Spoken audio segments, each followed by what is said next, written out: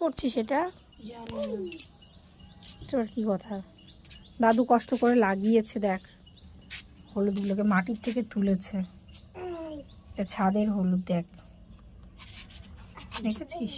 আবার মাটির মধ্যেই রেখেছে মনে হয়। চারা করবে না কি করবে, এগুলো একটু আগের, দেখেছিস?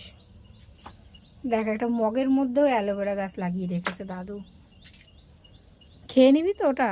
না, ওটা খেতে হয় গুড় দিয়ে, আর হলো হ্যাঁ আমি খেয়ে নেব, গুড় দিয়ে আর কাঁচা হলুদের টুকরো।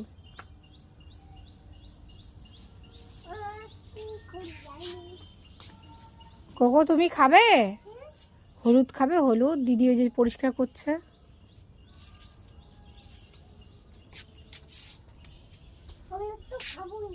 কেন খেতে হয়?